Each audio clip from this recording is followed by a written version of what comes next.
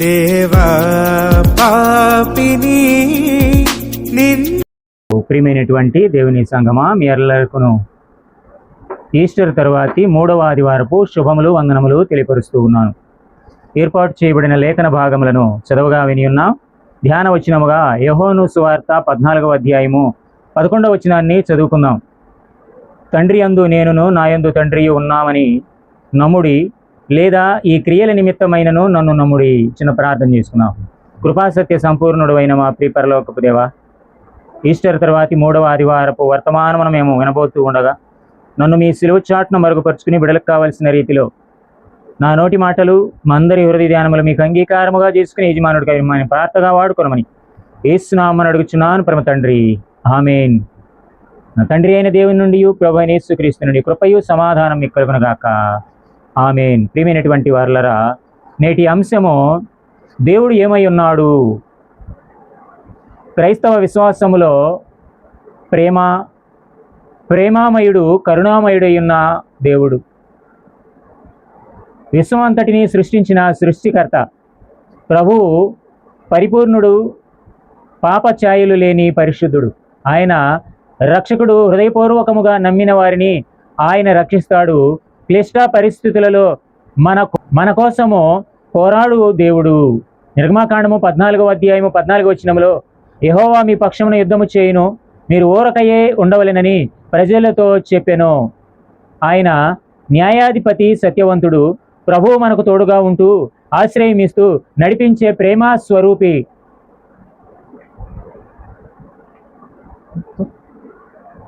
నేటి లేఖన భాగములను మనం గమనించినట్లుగా అయితే ప్రియమైనటువంటి వారలారా, పాత నిబంధన పాఠ్య భాగముగా విలాప వాక్యముల గ్రంథము 3వ అధ్యాయము 18 నుండి 26 వచనాలు చదువుకొని ఉన్నాం.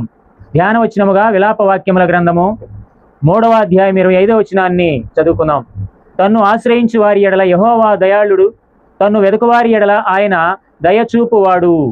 ఇక్కడ ఉపాంశము ప్రభువు దయచూపువాడు. సందర్భాన్ని గమనించినట్లయితే ప్రియమైనటువంటి వారలరా, ప్రవక్త సేవక ప్రార్థనలో శ్రమ దురవస్థను జ్ఞాపకము చేస్తూ కృపగల దేవుడు తనను ఆశ్రయించిన వారి ఎడల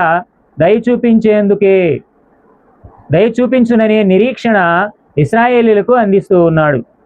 దయగల వారిపై దయ చూపించును, కఠినుల ఎడల వికటము చూపును. దయగల వారిపై దయ చూపించును, కఠినుల ఎడల వికటము చూపును. గర్విష్ఠుల యొక్క గర్వముననచును, గర్విష్ఠుల యొక్క గర్వముననచును. సర్వము నెరిగిన సర్వాధికారి, సర్వము నెరిగిన సర్వాధికారి యెహోవా నా బలమా, యథార్థమైనది నీ మార్గం, పరిపూర్ణమైనది నీ మార్గం యెహోవా.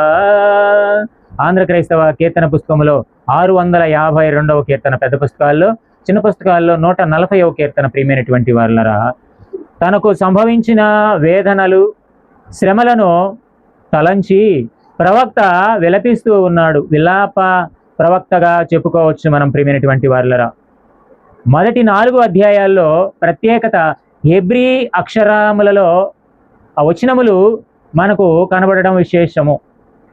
మొదటి 2 అధ్యాయాల్లో 22 వచనాలు ఉంటే 3వ అధ్యాయంలో 66 వచనాలు ఉండటం గమనార్హం. ప్రియమైనటువంటి వారలరా, దేవుడు ఎల్లప్పుడూ నమ్మదగిన వాడే. రానున్న వినాశనమును గురించి ప్రవక్తకు ముందుగానే బయలుపరిచినటువంటి సందర్భము. 21, 22 వచనాల్లో గొప్ప నిరీక్షణ వ్యక్తపరుస్తూ ఉన్నాడు. దేవుని మహాకృప వలననే మనము నిర్మూలము కాకున్నాము. కాబట్టి ఆయన కృపలో మనం ఉన్నాం. కాబట్టి మనకి ఎటువంటి శోధనలు లేవు. ప్రియమైనటువంటి వారలరా, 23వ వచనంలో గమనించినట్లయితే అవిధేయత వలననే శిక్షా తీర్పు సంభవించును అని దేవుడు హెచ్చరించుచూ ఉన్నాడు. 24వ వచనంలో యెహోవా నా భాగమని నేను అనుకొనుచున్నాను, ఆయన యందు నేను నమ్మిక ఉంచుకొనుచూ ఉన్నాను. ఇక్కడ చక్కని సాక్ష్యం ఇచ్చుచూ ఉన్నాడు. ప్రియమైనటువంటి వారలారా, 25వ వచనము మన మూల వచనముగా చదువుకున్నాం. తను ఆశ్రయించు వారి ఎడల యెహోవా దయాళుడు, తను వెదకు వారి ఎడల ఆయన దయచూపువాడు. అందుకే నరులు ఆశ కలిగి యెహోవా అనుగ్రహించు రక్షణ కొరకు ఓపికతో కనిపెట్టుట మంచిది. 26వ వచనంలో దేవుడు అనుగ్రహించు రక్షణ కొరకు మానవుడు ఆశతో కనిపెట్టాలి. ఆయన నమ్మదగిన వాడు. స్వార్థ పాఠ్య భాగమును మనం గమనించినట్లయితే యోహాను సువార్త 14వ అధ్యాయము 1 నుండి 11 వచన భాగములు చదువుగా విని ఉన్నాం. ధ్యాన వచనముగా యోహాను సువార్త 14వ అధ్యాయం 3వ వచనాన్ని చదువుకుందాం. నేను వెళ్ళి మీకు స్థలము సిద్ధపరిచిన ఎడల నేనుండు స్థలములో మీరును ఉండులాగున మరలా వచ్చి నా యొద్ద ఉండుటకు మిమ్మును తీసుకొని పోదును. ఇక్కడ ఉపాంశము ప్రభువు ఆదరించువాడు. అక్కడేమో ప్రభువు దయచూపువాడని విన్నాం పాత నిబంధన పాఠ్య భాగంలో. స్వార్థ పాఠ్య భాగంలో ప్రభువు ఆదరించువాడు. మేడగది కలవరంతో ఉన్న శిష్యులు తండ్రి ఎవరో మాకు చూపమని ప్రభువుని అడుగుతూ ఉంటే, తండ్రి వద్దకు వెళ్ళే మార్గము తెలుపుము అంటూ ఉంటే, అప్పుడు ప్రభు అంటున్నాడు, నన్ను విశ్వసించుడి అని ప్రభు అంటున్నటువంటి మాటలు. ప్రియ దేవుని బిడలారా, మొదటి 3 వచనాల్లో క్రీస్తు శిష్యులను ఆదరించుట, 4 నుండి 6 వచనాల్లో ఆయన మార్గము సత్యము జీవము నేనే అని తెలియపరుస్తూ ఉన్నాడు. 7 నుండి 11 వచనాల్లో నన్ను చూచిన వారు తండ్రిని చూచినట్లే. ప్రభు వీడ్కోలు మాటలండి ఇవి. శిష్యులను నిరాశపరిస్తే వారిని మరలా ప్రేమతో మధ్యవర్తిగా ఉండి ఆదరించుచు ధైర్యపరుస్తూ ఉన్నటువంటి సందర్భము. దేనిని గూర్చి చింతపడవద్దు. ఒకటి, ప్రభు యథార్థతను తెలుపుచూ ఉన్నటువంటి మాటలు మొదటి వచనంలో. రెండవది, ప్రభు చేయి పనులను గురించి తెలుపుచున్నటువంటి సందర్భం 2-3 వచనాల్లో. మూడవది, ప్రభు పొందనై ఉన్న అంతిమ విజయమును గురించి తెలుపుచున్నటువంటి సందర్భము. ప్రభు రెండవ మారు తప్పక వస్తాను అంటూ ఉన్నాడు. యోహాను సువార్త 7వ అధ్యాయం 33వ వచనంలో యేసు ఇంకా కొంతకాలం నేను మీతో కూడా నుందును, తరువాత నన్ను పంపిన వాని వద్దకు వెళ్ళుదును. ఆల్రెడీ ముందే చెప్పేశాడు. అయితే ఈ ప్రజలు కానీ శిష్యులు కానీ విశ్వాసులు కానీ ఆ మాటలను లక్ష్య పెట్టలేదు. నేను కొంతకాలం మీ దగ్గర ఉంటాను, నేను వచ్చినటువంటి మార్గంలో వెళ్ళాలి, నన్ను ఎవరు పంపించారో ఆ తండ్రి దగ్గరకు నేను వెళ్తానని చెప్తుంటే వీరు గ్రహించలేని స్థితిలో ఉన్నారు. ప్రియమైనటువంటి వాళ్ళరా, 4వదిగా మార్గము సత్యము జీవము నేనే. 6వ వచనంలో తోమా ప్రశ్నిస్తూ ఉన్నాడు. ఏమని? మార్గము తెలుసుకోవటానికి చూపించమని. మార్గము తెలుసుకొనడంలో తప్పు లేదు, కానీ యేసు నేనే మార్గమును సత్యమును జీవమును, నా ద్వారానే తప్ప ఎవడునో తండ్రి యొద్దకు రాడు. మార్గము అనగా తండ్రి నుండి పరలోకము నుండి వచ్చిన వాడు తనకు మార్గము తెలుసు కాబట్టి మరలా తిరిగి వెళ్తాడు. ఆ మార్గం ఇంకెవరికి తెలియదండి. రెండవది, నేనే సత్యము అంటూ ఉన్నాడు. ఉన్నటువంటిది ఉనికి కలిగి ఉన్నది. నిర్గమాకాండం 3వ అధ్యాయం 14వ వచనంలో అందుకు దేవుడు నేను ఉన్నవాడును అనువాడునై ఉన్నానని మోషేతో చెప్పెను, మరియు ఆయన ఉండునను వాడు మీ వద్దకు నన్ను పంపెనని నీవు ఇశ్రాయేలీలతో చెప్పవలెనని నేను మోషేతో అంటూ ఉన్న మాటలు. ప్రియ దేవుని బిడలారా, ఇక 3వదిగా జీవమునై ఉన్నాను. ఆయన జీవమునిచ్చుటకే ఈ లోకానికి వచ్చాడు.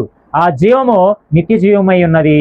8వ వచనంలో ఫిలిప్పు అంటూ ఉన్నాడు, ప్రభువా తండ్రిని మాకు కనబరచుము, మాకంతే చాలునని ఆయనతో చెప్పగా ఫిలిప్పు ప్రశ్నకు ప్రభువు జవాబు, నన్ను చూస్తే తండ్రిని చూచినట్లే. ఇక్కడ కొన్ని విషయాలు చెప్తున్నాడు. ఒకటి, ప్రభువు మానవ జన్మ ద్వారా భూలోకములో జన్మించి మానవ జీవితాన్ని పవిత్రపరిచాడు. ఒకటి. రెండవది, మానవులతో కలిసి పనిచేశాడు, మానవ శ్రమానుభవమును పొందాడు. మూడవది, మానవుడు ఎదుర్కొనే శోధనలు అనుభవించాడు. నాలుగవది, యేసు చూపిన ప్రేమతో దేవుని ప్రేమ ప్రత్యక్షమవుతూ ఉన్నది. ఐదవది, యేసు శిలువ కార్యము దేవుని శిలువపై వేలాడుట చూపబడుతూ ఉన్నది. ప్రియమైనటువంటి వారలారా, ఈ 5 విషయాలను మనము గమనించాలి. పత్రికా పాఠ్య భాగంలోకి వెళదాం. హెబ్రీ పత్రిక 4వ అధ్యాయం 14 నుండి 16 వచనాలు గమనించినట్లయితే 15వ వచనాన్ని ధ్యాన వచనముగా చదువుకుందాం. మన ప్రధాన యాజకుడు మన బలహీనతల యందు మనతో సహానుభవము లేనివాడు కాడు గాని సమస్త విషయములలోనూ మనవలనే శోధింపబడినను ఆయన పాపము లేనివాడుగా ఉండెను. ఇక్కడ ప్రభువు పరిశుద్ధుడు. ప్రియదేవుని బిడలారా, సందర్భాన్ని గమనించినట్లయితే పరలోకమందు యేసు అను గొప్ప ప్రధాన యాజకుడు మనలను కనికరించి సహాయము చేసేందుకు ఉన్నాడు. కావున ఆయన కృపాసనమునొద్దకు ధైర్యముతో చేరుదమని విశ్వాసులను బలపరుస్తూ ఉన్న సందర్భము. ప్రధాన యాజకుడు అనగా దేవునికి ప్రతిష్ఠితుడు. ప్రధాన యాజకుడు అనగా ప్రజలకు దేవునికి మధ్యవర్తి. లేవీకాండము 21వ అధ్యాయము 1వ వచనం నుండి 15వ వచనం వరకు మనం గమనిస్తే ప్రధాన యాజకుని యొక్క పరిస్థితులన్నీ అక్కడ మనకు క్షుణ్ణముగా చెప్పబడతవి. హెబ్రీ పత్రికలో ఉన్న ప్రధాన యాజకుని లక్షణాలను గమనిస్తే హెబ్రీ పత్రిక 4:14 ఆకాశ మండలము గుండా వెళ్ళిన దేవుని కుమారుడైన యేసు అను గొప్ప ప్రధాన యాజకుడు మనకు ఉన్నాడు కనుక మనము ఒకరిని గట్టిగా చేపట్టుదము. ఒకటి, దేవుని కుమారుడైన యేసు అను గొప్ప ప్రధాన యాజకుడు మనకున్నాడు. రెండవది, హెబ్రీ పత్రిక 2:17 ప్రజల పాపములకు పరిహారము కలిగించు ప్రధాన యాజకుడు. ప్రధాన యాజకుడిని పనండి. కుమారుడైన యేసు గొప్ప ప్రధాన యాజకుడుగా ఉన్నాడు. ప్రజల పాపాలను పరిహరించడానికి ప్రధాన యాజకుడుగా ఉన్నాడు. హెబ్రీ పత్రిక 2:17 సహోదరుల వంటి వాడు ప్రధాన యాజకుడు. హెబ్రీ పత్రిక 2:18 తాను శోధింపబడి శ్రమ పొందెను గనుక శోధింపబడు వారికి సహాయము చేయగల వాడై ఉన్నాడు. ఇక్కడ శోధింపబడు వారికి సహాయం చేసే ప్రధాన యాజకుడు. ఇక ఐదవది, హెబ్రీ పత్రిక 5:9 మిల్కీసెదెకు క్రమములో చేరినవాడు. ఆరవది, హెబ్రీ పత్రిక 7:26 పవిత్రుడును నిర్దోషియు నిష్కల్మషుడును పాపులలో చేరక ప్రత్యేకముగా ఉన్నవాడును ఆకాశ మండలము కంటే మిక్కిలి హెచ్చైన వాడునై ఇట్టి ప్రధాన యాజకుడు మనకు సరిపోయినవాడు. ప్రధాన యాజకుడు పవిత్రుడు, నిర్దోషి, నిష్కలంకుడు, పాపులలో చేరక ప్రత్యేకింపబడినవాడు. ఇంకా ఏడవది, హెబ్రీ పత్రిక 9:11 రాబో మేలు విషయమైన ప్రధాన యాజకుడు. ఎనిమిదవది, హెబ్రీ పత్రిక 10:21 దేవుని ఇంటిపై గొప్ప యాజకుడు. ఇలాంటి ప్రధాన యాజకుడుగా గల ప్రభువు మధ్యవర్తిగా దేవుని స్వరమును మానవులకు వినిపించడానికి, మానవులను దైవ సన్నిధికి నడిపించుటకును సంపూర్ణ దైవత్వము గలవాడుగా ఉన్నాడు. ప్రియమైనటువంటి వారలారా, దైవ సహాయము కొరకు ధైర్యముగా ఆయన కృపాసనమునొద్దకు వెళ్ళుటకు అవకాశము కల్పించు ప్రధాన యాజకుడు, మధ్యవర్తి అయిన దేవుని సన్నిధికి మనందరము చేరదాం. మరి నేటి అంశము, దేవుడు ఏమై ఉన్నాడు? ప్రవక్తగా దయచూపువాడుగా ఉన్నాడు, మధ్యవర్తిగా ఆదరించేవాడుగా ఉన్నాడు, ప్రధాన యాజకుడుగా పరిశుద్ధుడై ఉన్నాడు. మనందరినీ ఆయన కృపాసనమునొద్దకు నడిపించడానికి సిద్ధముగా ఉన్నాడు. కాబట్టి మనందరము వాక్యము ద్వారా విధేయులమై హృదయాల్లో వాక్యాన్ని భద్రపరుచుకుని నిత్యజీవానికి వారసులుగా నడవడానికి సిద్ధపడదాం. అలాంటి కృపా సహాయము దేవుడు మనందరికీ అందించి బలపరచునుగాక. ఆమేన్. సమస్త జ్ఞానం మించిన దేవుని సమాధానము ప్రభువైన యేసు క్రీస్తు ద్వారా మీ హృదయములకు తలంపులకు కావలి ఉండునుగాక. ఆమేన్. ప్రభునందు ప్రియమైనటువంటి వారలారా, మీ అందరికీ మరొకసారి వందనములు, శుభాలు తెలియజేస్తున్నాడు. వీడియో వీక్షించండి, లైక్ చేయండి, షేర్ చేయండి, సబ్స్క్రైబ్ చేయండి. మరొక వీడియో చేయడానికి ప్రోత్సాహకరంగా ఉంటూ ఉన్నదని మీ అందరికీ వందనాలు చెప్తూ సెలవు తీసుకుంటాను. అందరికీ వందనాలు.